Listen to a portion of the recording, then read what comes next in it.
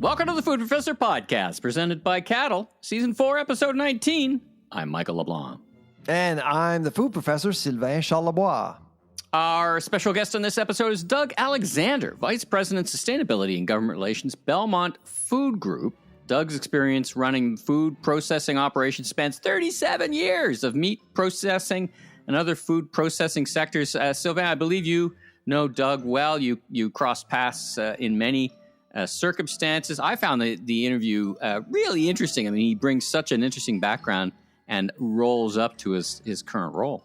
Yeah, he's been around. I mean, and not only that, he's been so involved. I see him as an advocate for the industry, really, and he has advocated for the industry on a variety of issues as well. He understands the business, the food business, and he's been, as you know, he's mostly been in livestock and meat products in general all his life.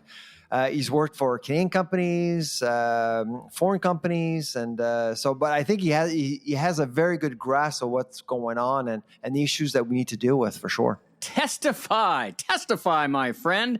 You just got back. You just got back from the town that fun forgot, my hometown, Ottawa, and you spent some time in front of the Ag Parliamentary Committee. Nobody on the canal, by the way. Man, nobody on the change, canal. You know, like it didn't even open last year, right? Which is just sad, very sad. Hope it. I don't know. What's the word? Is it going to open? It was -2. I mean, it was cold enough, I thought. Yeah. Well, you got to drive a truck on it, right? I saw the Beaver Tails outlet with nobody in front of them. It was a sad scene. It's a very much a side note, but there's winners and losers whenever weather gets this weird. You don't want to be a person selling ice melter and the GTA. These days, but in your neck of the woods, it's good to have a snow shovel handy. So, there you go. What took you to Ottawa? And give us some context. Bring us there. Bring us into the room. Like who was there with you, and why were you called in this particular occasion? Then tell us what you talked about.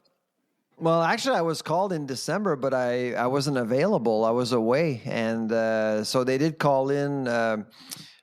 Jim Stanford, as you know, getting Weston testified before the holidays. And the work of the committee was supposed to end in December.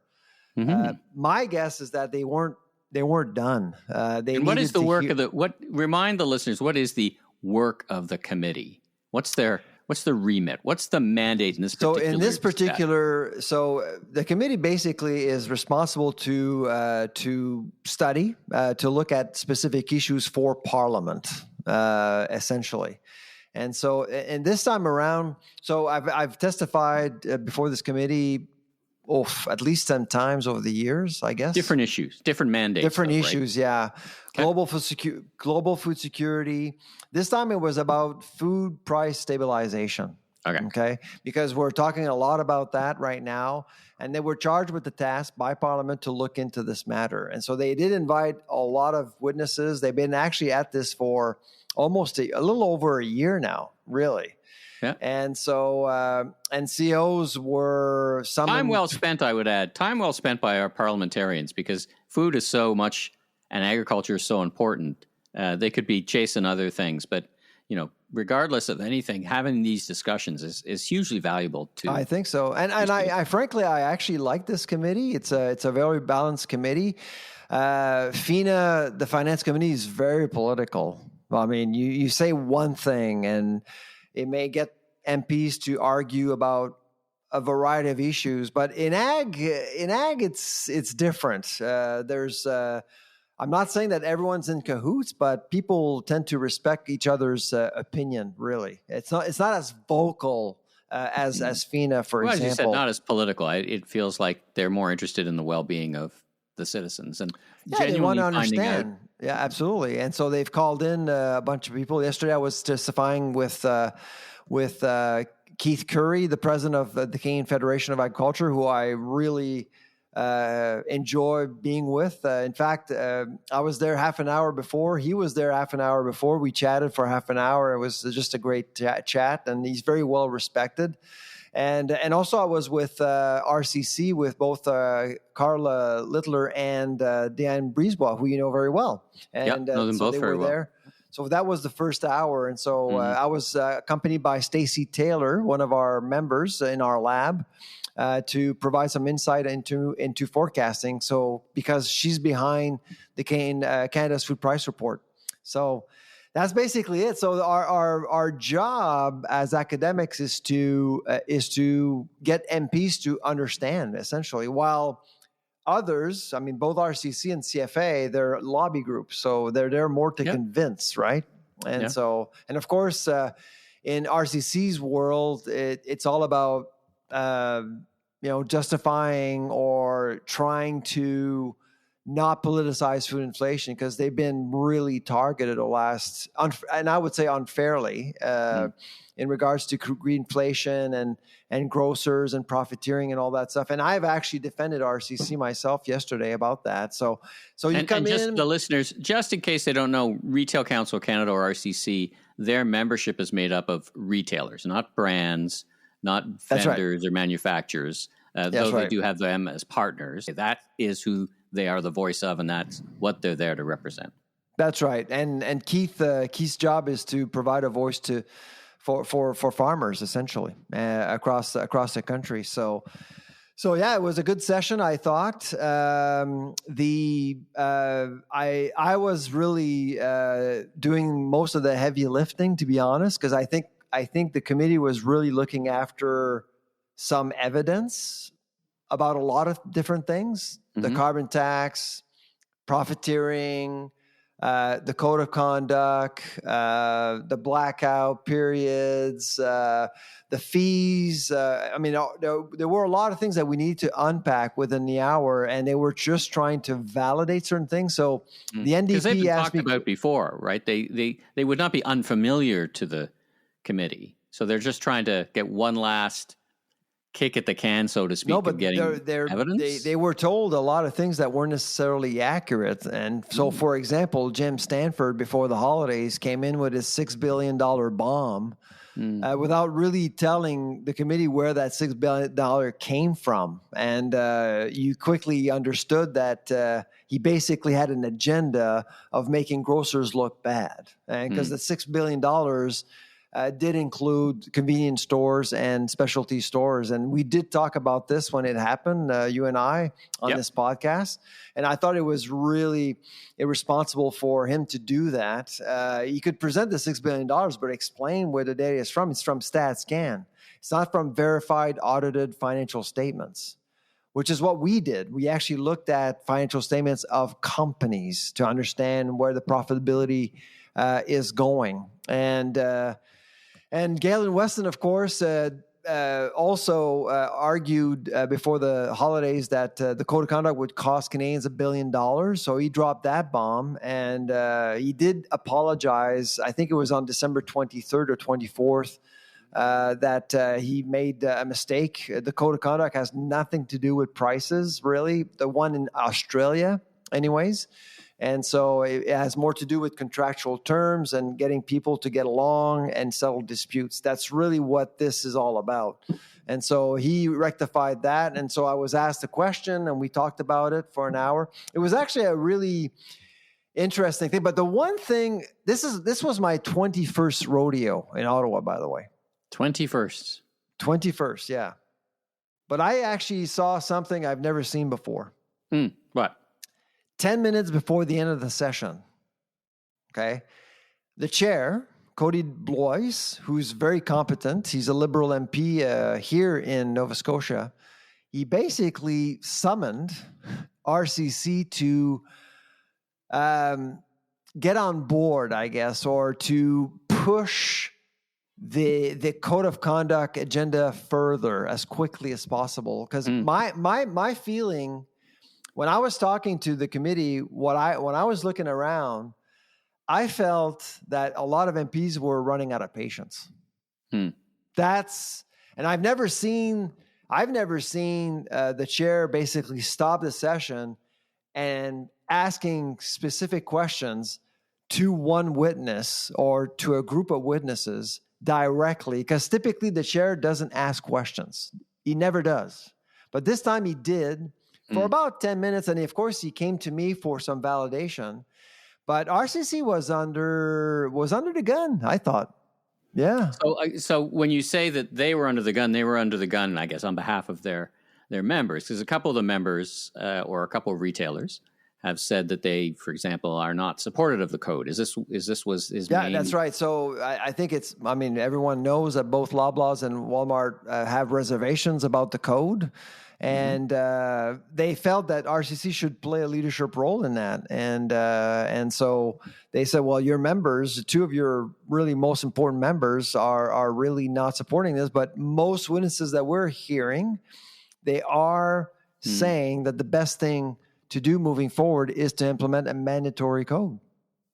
And I was asked a question yesterday, can a code work without Loblaws and Walmart? And my answer was no. I don't think it can.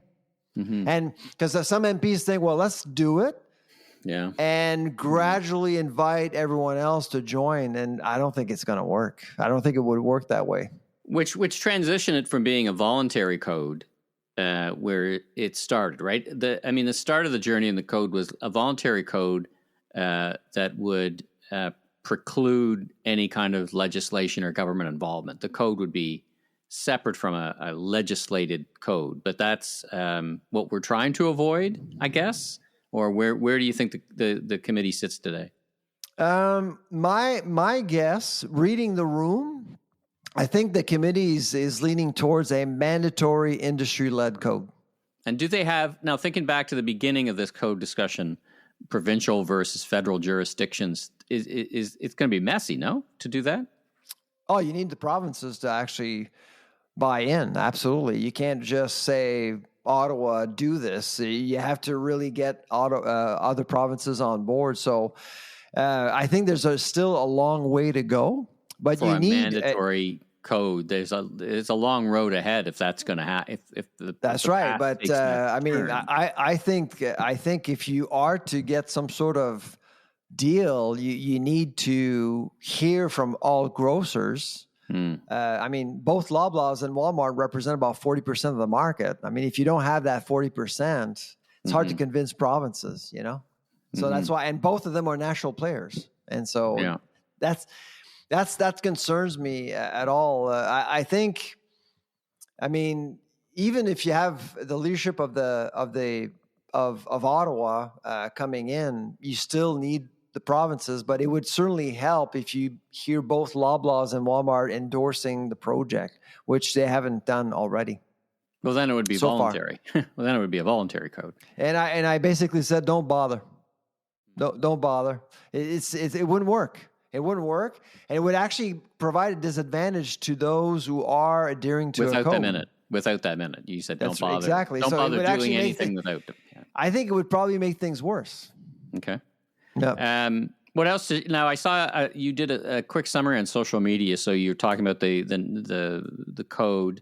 What else did you kind of highlight in a brief couple of minutes that were kind of the big parts of your testimony? Yeah. No profiteering. I think you said no profiteering. We couldn't find any evidence of that, right? Yeah. No profiteering.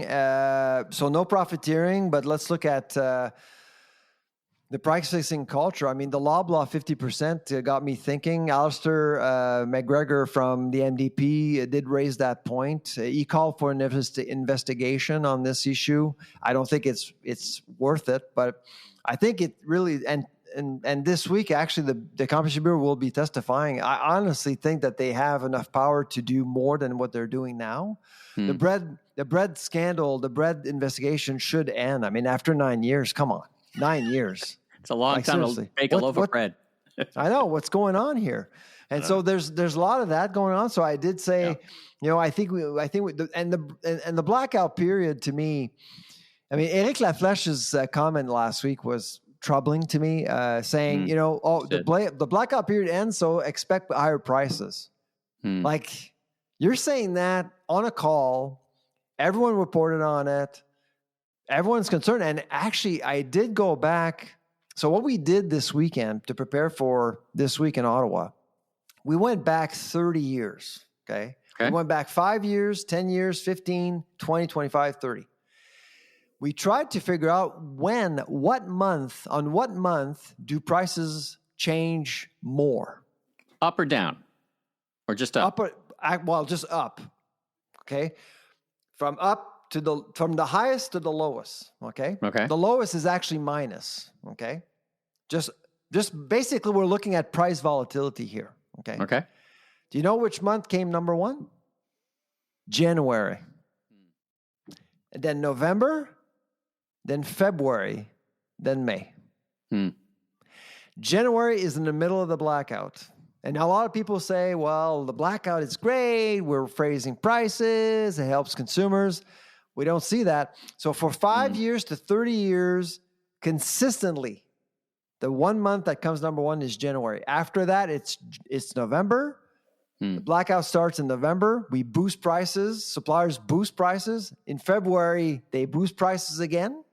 It's in the data. It's right there. And May, you know what goes on in May, right? Grocery fees. So Loblaw. So I had a letter from Loblaw in my hand yesterday in Ottawa showing that on April 28th, fees at Loblaws are going up. DC fees and direct to distribution center fees are going up, which will probably get other grocers to do the same. And suppliers will just raise prices to offset higher fees. And at the end of the day, it impacts retail prices. May. So, of course, it's all speculative. I don't know for sure that's what's going on, but I tried to explain why these 4 months are the top months. But it was really telling when you saw the top 3 months being really linked to the blackout period. Okay. There you go.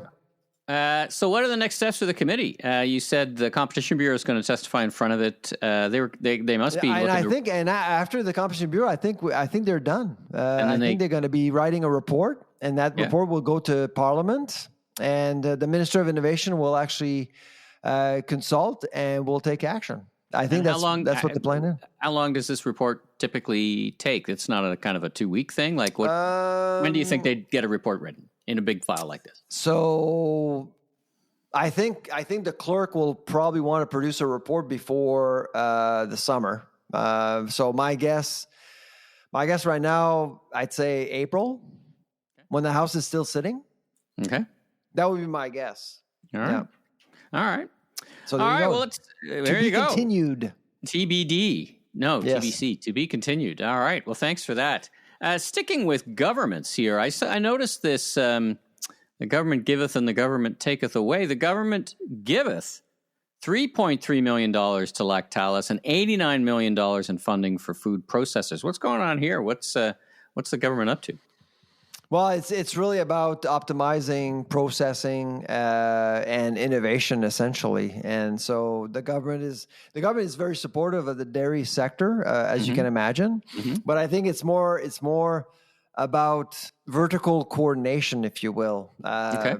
Let's talk about the big elephant in the room. We're talking about synchronizing quotas with processing. There's some milk dumping going on. I know that the dairy farmers of Canada don't like to admit it, but there's some milk dumping going on, and those surpluses you need a contingency plan. And as you know, we talked about this a few weeks ago when I interviewed with Canada Royal Milk.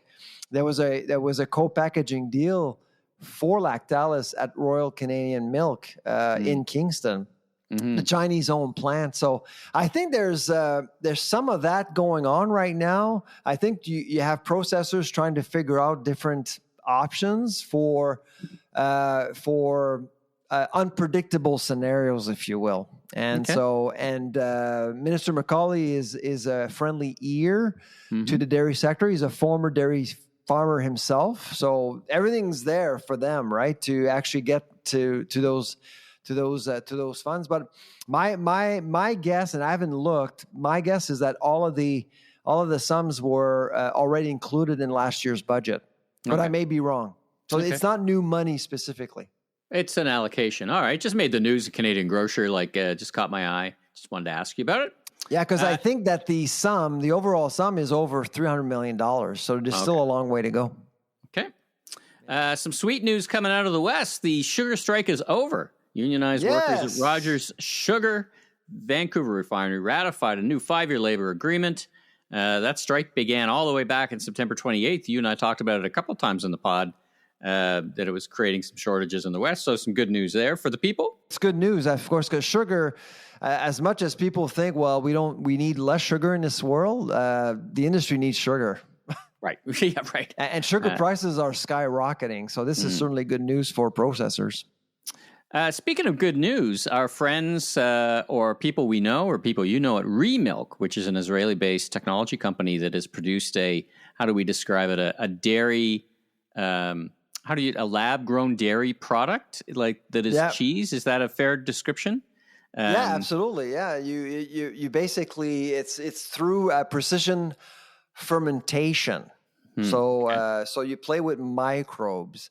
It's actually quite natural. People will say, "Oh, it's ultra processed. It's not good. It's different than the real thing." Well, you kind of play you play with microbes to create proteins. So you play with nature to create proteins at a different level. So instead of milking cows, you're basically creating dairy proteins. You're milking with microbes. You're milking proteins. There you go. Well, the good news is I think they got a notice of non-objection, in the world of regulatory stuff. That Glenford knows so well. It means, in other words, they can actually go ahead and start selling that stuff as an ingredient. I don't think you're going to find Remilk products in stores, but you are likely going to see a lot of visits from Remilk to CPG companies to sell the technology as an ingredient. Now that non-objection letter, is that for Canada? I think for Canada. Health Canada. And do you know where they sit in the U.S.? I don't think they've got in the U.S. yet. Which is yes, they're approved in U.S., Singapore, and Israel. So we're number 4. Yeah, number 4. All right. This is the first company being approved in Canada, so it's actually quite historical. Yeah, I think it's actually exciting, but it begs the question about our supply management legacy. I mean, what's going to happen there? I mean, they don't. Dairy farmers don't need to care about demand. I mean, it's all about supply management. So if demand goes down, then basically you just readjust quotas. But the question is that over time, we're losing farms. We're going to lose more farms. So how does that work? And how do you make that industry competitive? And this is the one argument I've made for many, many years. That what's the plan here? Is the plan about just managing a declining sector? Is that what the plan is? Because that seems to be the case. All right. Complicated issue, as dairy always is. Maybe if we're lucky, we might actually get some folks from Remilk. I'd love to hear all about it. Yeah, we're working on getting the CEO of Remilk in the next couple of weeks. So they've accepted our invitation. It's just we haven't been able to settle on a date yet. Let's take a break from the news, and we're going to get to our interview with Doug Alexander. But first, let's hear from our presenting sponsor, Cattle. Ever feel like the world of ratings and reviews needed a superhero? Well, enter Cattle, the caped crusader with Canada's largest, most diverse, and daily active consumer panels. That's right, Cattle is not your average podcast sponsor. So why choose Cattle? Because Cattle excels in consumer insights from your consumer while also blazing trails in the realm of ratings and reviews, pioneering the future landscape of user-generated content. Beyond the valuable syndicated receipt data, they stand as unparalleled collector of reviews at scale, irrespective of category or price point. A testament to their impact, partnerships with giants like Walmart, Canadian Tire, and more. Visit AskCattle.com now for an exclusive The Food Professor podcast listener discount on your first review or research campaign today. That's AskCattle.com. Well, we have the pleasure this week to have Doug Alexander as a guest. He is a veteran, a legend in the food industry, I would say, someone I've known for many, many years, a good friend, someone I respect a lot, and is a leader in the industry. So I'm really glad to have Doug join us this week. Doug, how are you? I'm very well. Thank you very much, Sylvain. A lot of people refer to me like the Kevin Bacon of the food industry. I'm really 6 degrees of separation from everyone else. I just can't dance like him. I know that. Yeah. Which part do you know? The dance part or the other part? Yeah, that part. The dance part, well. yeah. Okay. The bacon is incredible. The dance, not so much. Yeah, Bacon. that's right. I like what you guys did there, Kevin Bacon. All right. That's right. Exactly. Listen, Doug, I know you very well. Our listeners may not know you very well. Perhaps you can tell us more about your career and how you ended up at Belmont. Sure. So when I was trying to figure out what I wanted to do in life, my mom said to me, don't work in this industry or that industry. Work in the food industry because people got to eat. And I'm like, that makes good sense. So I studied food science and joined when it was a co-op program, which I highly recommend to anybody. And I had the privilege of working as a co-op student for Kellogg's in London when it was known as Kellogg's Salada about 500 years ago. And so great experience. And as soon as I graduated, 86, the economy was roaring. I had lots of opportunities to pick and choose where I would go. And this company known as Canada Packers, which became Maple Leaf Foods, investigated me, interviewed me, and lured me in with the premise that we operate in the meat industry and the food industry on a personal level. Look them in the eye, shake their hand, and trust is so important. And that impressed upon me my entire career, how I operate. And so, I worked for about 11 years for, what became of Canada Packers. It became Maple Leaf, and then moved into the baking industry. Did you leave before it became Maple Leaf Foods? Oh, no, I was there after the acquisition. Right. I stayed until about 98. And it was an exciting time, that's for sure, when the McCain family took over and they pointed their attention to the UFCW to take control of the business and sort out the national labor standardization. It was quite an interesting time to be in the meat industry. We were on the news constantly. Something that we were really unaccustomed to. And then that was what, like end of the 1990s ish. Yeah, I would say so. If I'm dating myself, in that range. Yeah, it was. We had a very big strike at the Burlington, where I live, meat plant, and that's when I decided to change industries because the security and everything else that went with labor disruption was just tough. Yeah. Yeah, it was really tough times for the folks that stuck it out. And so I spent some time in baking and then went into private equity. After that,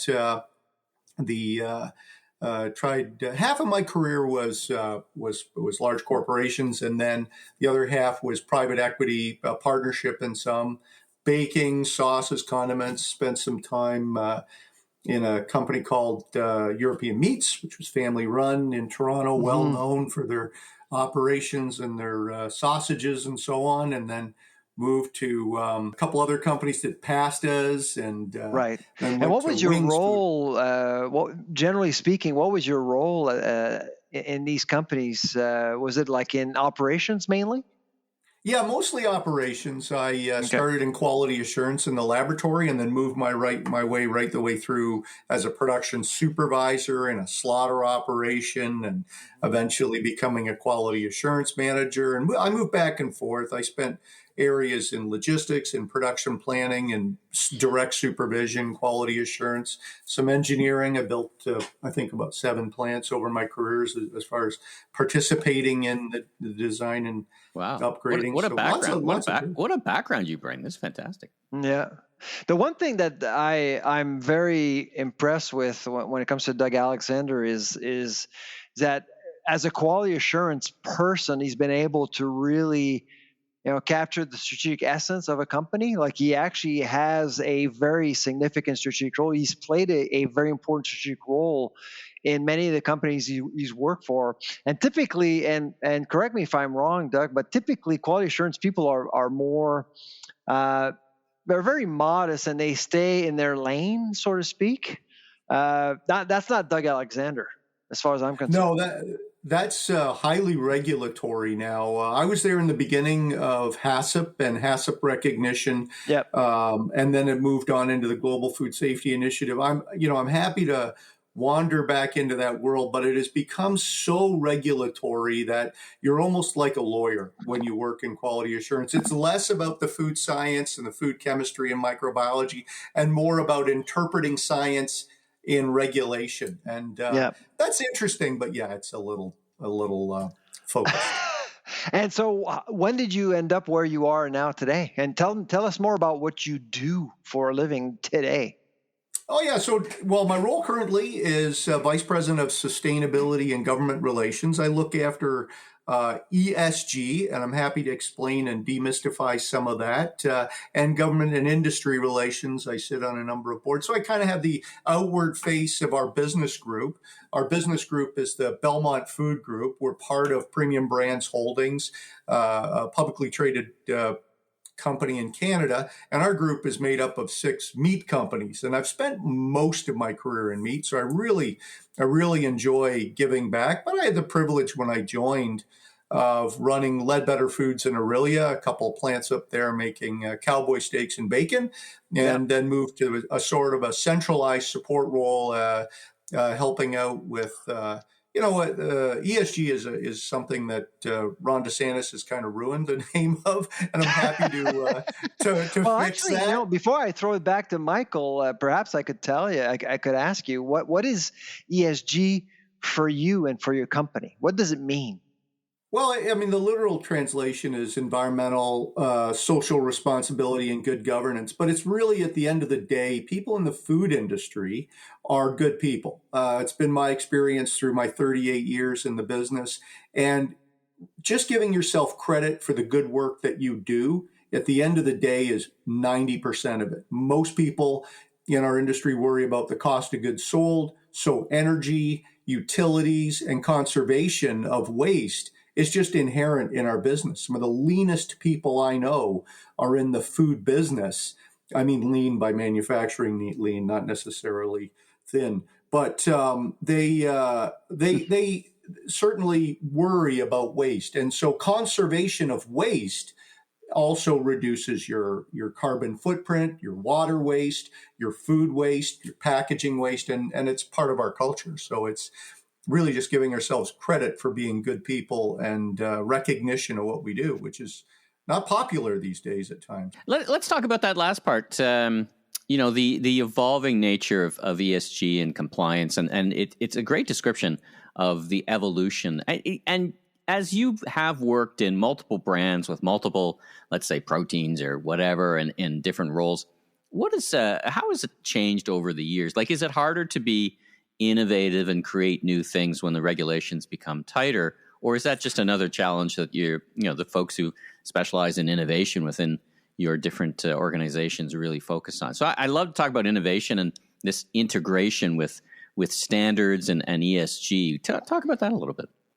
Sure. There are a few metrics that you use for ESG. We use the GRI index. It's a very comprehensive, and I guess talking about regulatory components, there is a big component to it in ESG because you report it publicly. So the one end of the spectrum is like the accounting and reporting component to ESG. And that is arduous because there's a lot of checks and balances to make sure that you're honest and straightforward, and there's no misinterpretations in your reporting. And those are important numbers that are fairly complicated. But at the other end, it is creative and innovative, finding ways to, as manufacturers, it is very difficult to reduce your carbon footprint.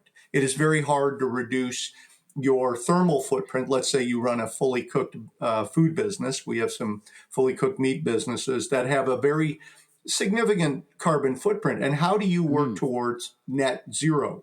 And how do you work towards carbon neutrality without buying offsets? So a very common way to do it, and Nestle has taken the position that they won't be buying offsets, that they will be, it's a bold position, that they're going to do their work in an authentic manner, which is the way that we look at it. We look at first to conserve energy, to conserve water, to conserve waste and food waste.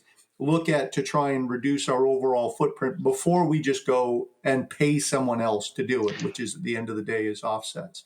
And it's a bit complicated, but it's a bit innovative, because how do you make things by saving energy? I mean, you could turn the motor off, turn the boilers off, and turn off the smokehouses or whatever, but you don't produce anything. So it is a real challenge to find ways to do that. But that's led to some really innovative solutions in carbon capture and energy reduction.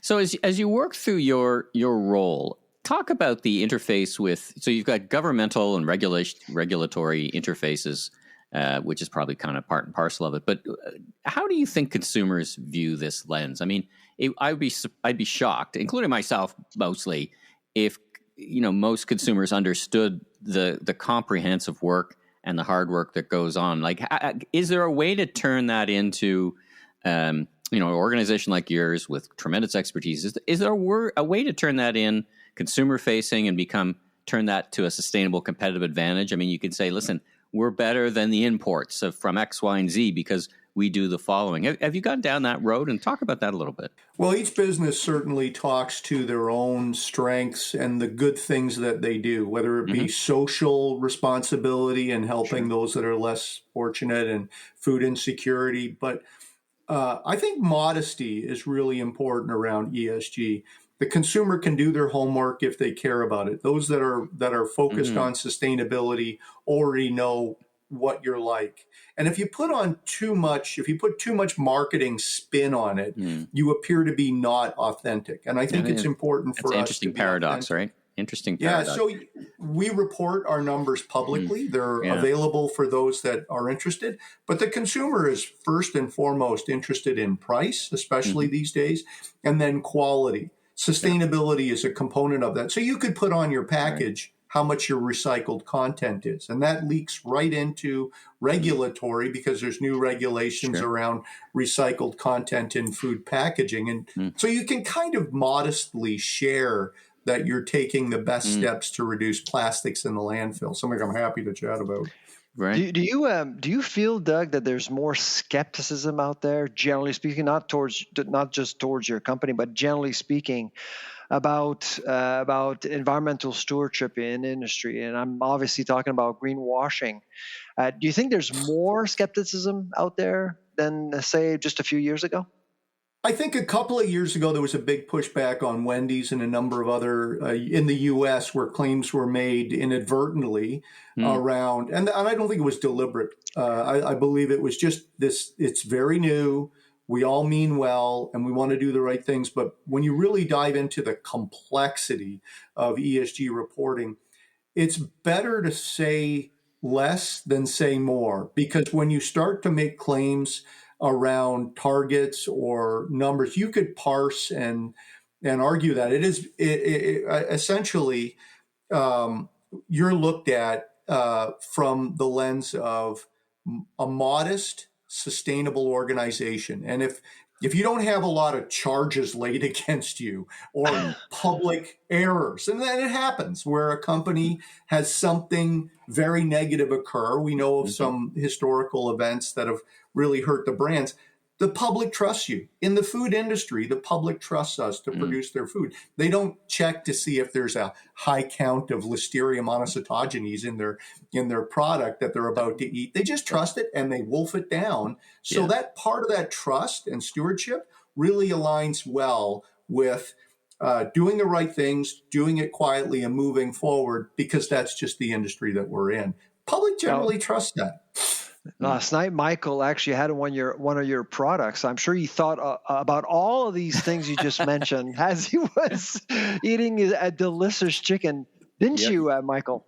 Yeah, I mean, I didn't know the organizational structure, so I was doing some research before the conversation with Doug, and I said, "Oh, there's Yorkshire Valley. I had that for dinner last night. It is my favorite organic chicken product. It's a fantastic product." So let's build from the fantastic product part. We've been talking about the ESG part, and I'm kind of interested to dive into, how organizations you've worked with through your history and your partner brands and all this house of brands, how do they innovate and create consistent quality? It must have been Did you learn something from the COVID era about how to streamline operations or how to get food out in a crisis? Has that turned into lessons learned for your organization? Talk about just the tradecraft of making fantastic products. Well, COVID was a very unique window of time. We had to toss out innovation, and our big innovation was how to make more. The consumer seemed to want more food, more comfort food to feel better. Yeah. And so this just meeting the supply chain demand, finding ways when a major retailer called you and said, I know we normally take 1 truckload a week of this, but can I have 20? Yeah, right. And that's an honest conversation that occurred in 2020. And how do you figure out how to make that many burgers or packages of bacon? That's certainly one component. The other component is Canada differentiates from, let's say, Food Valley in Holland, where they're incredibly innovative, and they have an 80-year mature infrastructure for innovation in Food Valley in Holland. And in Canada, we're not as innovative as we'd like to be. I think we're branded marketing, but because we have such retail concentration, the retailers drive innovation, and they have such a close relationship with the consumer. They can see based on their data and what they're pulling in at their cash registers, what the consumer want. So we respond to that quite often with Me Too. So if they come along and say, I'd like a great deal of upcycled ingredients put into my meatloaf, and how are you going to do that? Because our data shows the consumer is interested in food waste reduction and emissions reductions related to upcycling. And some people might go, what is that? I spent some time in that space. I'd be one of them. So figuring out some of the, I'm happy to explain upcycling. But anyway, it's a sustainability initiative. You're a fan of upcycling, eh? I am. It does really genuinely reduce emissions. We're working on the world's first carbon registry for food waste. It hasn't existed until I lost my patience. And we've been upcycling for about 1.5 years at one of our U.S. operations. Give us an upcycling 101. There's about, 5,000 kilotons of food waste, whether it's agricultural, retail, consumer, manufacturing, across Canada. We generate about 9,800 kilotons of emissions from food waste, methane generated as the food rots. And so capturing it before it's wasted, let's say potato peelings at, a French fry factory, and turning those potato peelings into direct ingredient addition, instead of maybe just biodigesters, which, generates energy, but slowly generates some gases. Turning that into, so we capture white potato powder from certified, and it is certified upcycled. So there's a traceability component that at the farm it would be plowed under, and that it's number 6 potatoes. It's the least palatable, ugliest food. And there's a company called Outcast Foods who have a very low carbon footprint to convert it and preserve it as a powder. And we add those and replace first run potatoes with the least palatable, because usually it's ground up into a powder and it's added as a binding agent and a flavor additive, then it's natural. And so without it rotting and generating a ton of methane in the ground, we're preventing that. And it's a new process called insetting. And so we're insetting, not offsetting, food waste and preventing significant, in our case, we probably use a 1 million pounds of raw white potato into a formulation, and that prevents holistically over 2 million pounds of emissions. And cumulatively, if you think about the easiest thing to do is if you prevent food waste, and that improves the yield, it reduces the food waste cost, it should lower food costs, and it also really authentically reduces emissions. The big battle is, who owns those emissions? I don't care who owns those emissions. I think it's a good practice to do. So we're working with an organization, Carbon One, to generate a carbon registry for it. And then we'll be able to give ourselves credit for those emissions reductions. And we're within, I'm told, a week of that final report on that pilot project. So that's pretty innovative. So you're more of a carrot kind of person than a stick. Absolutely. I sense 100%. If you could axe the tax, it would reduce the cost of food. I mean, I'm not going to get into any apple eating diatribes, but the carbon tax is certainly a stick. And it doesn't work. It hasn't really affected. What it has done is added cost of food. And so, carrot, encourage people to give themselves credit for the good things that they do. Yeah. Far more. You're a leader in the industry. I know you and I, we've spoken in link about plastics, the issue of plastics, P2 and everything that's going on in Ottawa. Okay.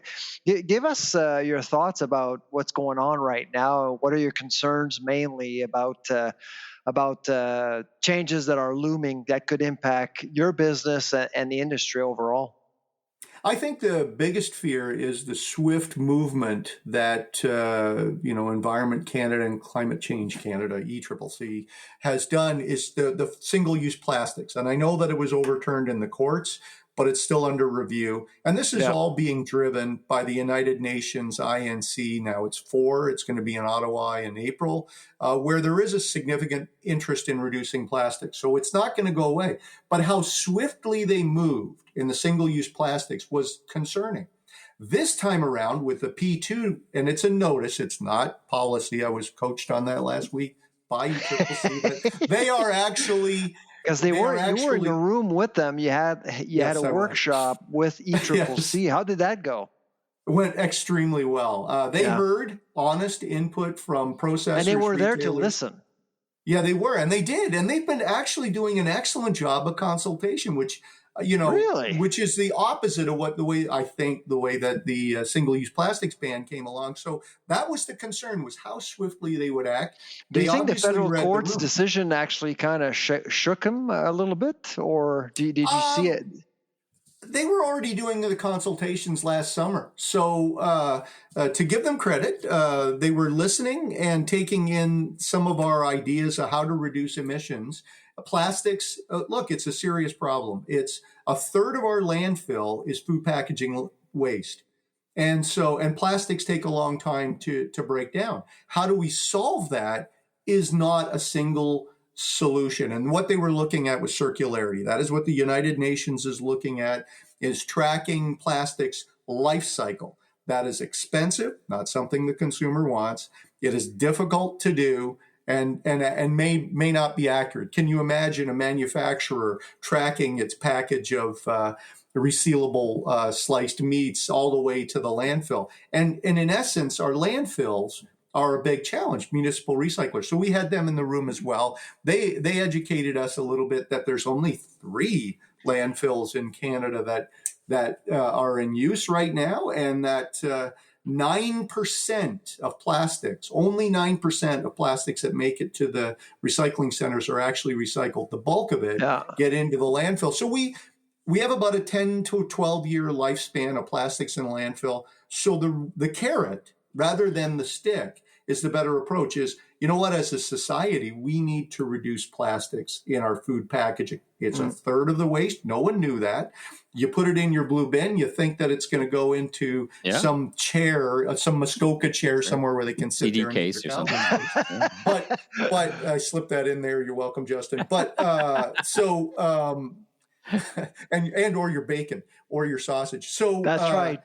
Yeah. So, but it doesn't happen that way. It ends up in the landfill, plow down, and then it's got to break down very slowly over time, generating emissions. So there's about 1,401 emissions per year, 1,401 kilotons of emissions per year from plastic waste. Reducing that is a good thing. And as people are aware, so the consultation by ECCC is going well because they're listening. They were listening before the courts made their decision. They sort of circled the wagons, but they still continued to listen. They participated, heard what we had to say. And I'll tell you, the one thing that I learned is doing these in-person events, and you and I, Sylvain, did the first one in November with Food and Beverage Ontario, where you could hear the experts in the room talking about their solutions. But when you hear the actual operators, both the retailers, there's a large national retailer there, and landfill operators and all the processors in the room, I asked them to put their hand up. each time. I said, how many people, show of hands, understand what the P2 is, or what the Blue Box program, or what a PRO is, and all the components of recycling? And not too many. In fact, maybe one or two people in the room really knew. And so that honesty was the first beginnings of solving the problem, is more awareness. And then once people become aware, and that includes our government regulating overlords, those folks, once they understand that, and they're nice people, that, they're nice that overlords. It is not easy, it is a challenge, then they can't just broad brush a solution, because it'll fail. If they really want a solution, they really need to work with us and have iterative solutions. So we use energy from waste. The folks at the Jade facility in Brampton they don't burn. They told me to say the word incinerate, but burn is way funnier. It's like the word baloney, but it's a funny word. But anyway, you can't burn your garbage, but you can incinerate it. And their emissions are 1/80th, last I looked, of the provincial standards. It's incredibly clean, and it reduces the load on the landfill. So incineration is what we did at Belmont Meat Products. It's a way to do 100% diversion from the landfill. And that's the first goal. So if we look at, do we have to protect our landfills? Let's divert from the landfill first. And then how do we start to parse it down? Biodegradable plastics, not necessarily as popular as people would like to believe, even though we've done tons of work in that area, because there are still some emissions. But iteratively, it's a good first step to reduce plastics in the landfill. Let's make some more room for other garbage and reduce our food packaging waste. And so the solutions aren't going to be a single broad brush solution. It's going to be 20 or 30 simple, iterative, and cumulative solutions, like energy from waste, like biodegradable plastics, like recyclable plastics. But there were suggestions in the room. One fellow from an engineering firm said, don't we have a good system with beer bottles? And I'm like, yeah, Bob and Doug McKenzie had it right. They love those little bottles. We just naturally, pick up the case of beer, take it back to the beer store. And yet societally, we don't do that for other plastics. We probably should have a lens like they do in Europe for water bottles to be able to be recycled. It's very clean plastic. How do we recycle those and turn them into thermoforming plastics? But you put a deposit on it. I mean, that's why I go to the beer stores, because I want to get my deposit back. There's your carrot. There's my carrot, right? Yeah. Well, listen, Doug, this has been a fantastic discussion. Really, very enlightening, actually, and it's perfect. Last week we had Glenford Jameson on talking about regulation, so this is a nice continuance from a practitioner. So, listen, where do people get in touch, and how do they get in touch, and how do they learn more about all the good work that you're doing?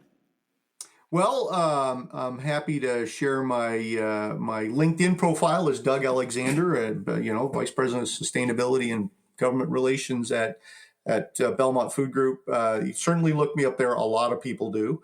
My email address is dalexander@belmontmeats.com. I'm happy to take emails and answer people. I do work very collaboratively, and I really believe in giving back. So anyone I can help with solutions, I'm very happy to do so. That's great, Doug. Again, thank you so much for your time. You're so involved. I mean, you're not only an important player within your company, but you dedicate a lot of time across the industry to make a difference and influence policy in a good way. I mean, you're very active. So thank you for your service, and thank you for your time today. Thank you very much. It's always a pleasure and fun chatting with you, Sylvain, and great to chat with you as well, Michael. Couple last things that I found were interesting. There's an article in the Wall Street Journal. The hottest beer in America does not have alcohol. Athletic Brewing has become the king of non-alcoholic beers. And George Salias, the CEO of the LCBO, actually was on the news last week talking about this trend. What do you make of this? Like, I see these interesting trends, in the liquor business. Ready to drinks, RTDs, as they known in the category, started to supplement beer.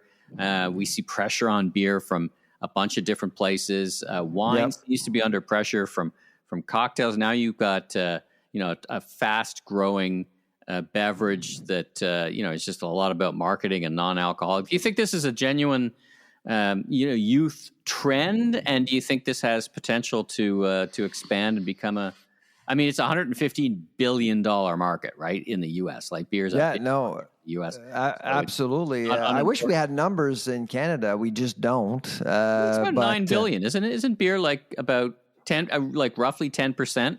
Because I remember seeing somewhere in maybe some of the listeners it would be nice. It would be nice if we can actually see some data, but that would be a rough guess. Yeah, absolutely. Mm-hmm. The Superbowl is on Sunday, and will more people drink non-alcoholic beer? Probably, I would say. And I haven't checked, but perhaps we'll see the first ad of non-alcoholic beverages, or perhaps we'll see the introduction of some non-alcoholic beverages. It is getting more popular. People are concerned about their health. They're concerned about some of the things that we're hearing about cancer and things like that. And and the price, of course, the price of alcoholic beverages is much. It's getting higher. It's getting more expensive. So absolutely. I've actually got some numbers here from the U.S. and I'm not sure. It wouldn't be very similar. Like the 10-to-1 rule is probably not a bad place to start. Again, if there's any listeners out there that have some data, send it our way. But I'm looking at some numbers for 22. The non-alcoholic beer sector increased 20%. 23, it increased 35%. Those are good numbers. Percentages over a relatively small base, but big percentage numbers. And beer itself has been, flat to down, basically, a couple of single-digit growth. So not much growth in a particularly mature products. So, the non-alcoholic beers making a mark. Every time I've had non-alcoholic beer, I haven't had this beverage. I got to try it. I found it sometimes too salty, or I've never loved it. I've never found one that I really enjoyed. What about you? Have you ever tried and enjoyed it? What I find is that products are improving. 5-7 years ago, it was hard to find a good non-alcoholic option, but things have gotten much better now. You have more choice. Quality is actually improving as well. So I think that we're expecting a lot of growth from that category over the next little while. So I think it speaks to how people are concerned about their health, and of course people have to drive around, and if you're under the influence, you can't. And so, it provides you with some more options as a host or as a guest if you go to parties. And so it's interesting. And kids, and the other issue, of course, is cannabis. There's a lot of interest, like for the younger generations. They're growing up in an environment, in a market where the legalization of cannabis is normalized, is normal. You and I were much older, and so for us, it's still sort of taboo in the back of our minds, I guess. It's funny you say that, because I still get a bit of a thrill walking into a cannabis store ordering some hash. Like, it's just funny to me. Like, I'm like, ooh, hey, can openly, without hiding. Hash? It's exactly. It's interesting, because you even go back to the beginning of our conversations years ago, even before the pod, we talked about this. Will cannabis put some kind of dent in other beverages like beer? And I think my supposition was it was going to hit hard alcohol harder, but you'd still, at a party or drinking with friends, you still want to have something in your hand and a nice beverage, but maybe you have a couple of gummies or a little bit of the devil's lettuce before the Super Bowl, and then just enjoy a non-alcoholic beer. And, you do you, or whatever. Yeah, anyway. No, exactly. Yeah. All right. Well, listen, great episode. Let's dedicate this episode to Celine Dion, who made a stage appearance Celine at the Grammys. A fantastic Canadian on the stage, coming back from her health issues. It was great to see her on the stage. Of course, a fantastic Quebecer as well. So I wanted to dedicate this to Celine Dion for getting back on the stage. And for the record, Taylor Swift did not snub Celine my goodness. She did not at all. Can we put that to rest, please? Oh, my goodness. Taylor Swift's the sweetest thing. And by the way, on Sunday, the NFL, they do everything right. They do everything right. My three daughters who couldn't care less about football will be listening to the Super Bowl on Sunday because of Taylor Swift. Yeah. Isn't that beautiful? That's marketing. I tell you, she's something to behold. And in fact, last I was in Vancouver last week, and I was checking out ticket prices to go see Ms. Swift. Of course, they're long gone. They're on the secondary market, but Swifty. They start at $1,200 and go to $35,000. So tickets still available for those of you who want to make such decisions. Anyway, let's leave it there. I just want to ask you. So who's going to win the Super Bowl this weekend?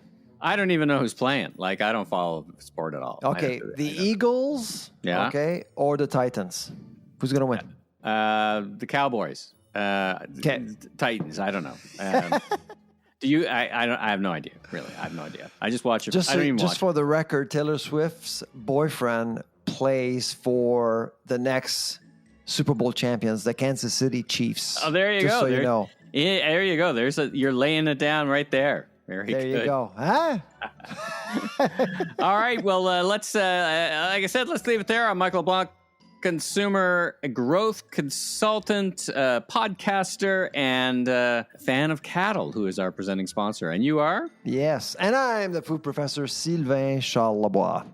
All right, everybody. Enjoy the football game that I won't be watching, and safe travels, and talk to you next week. Bye-bye.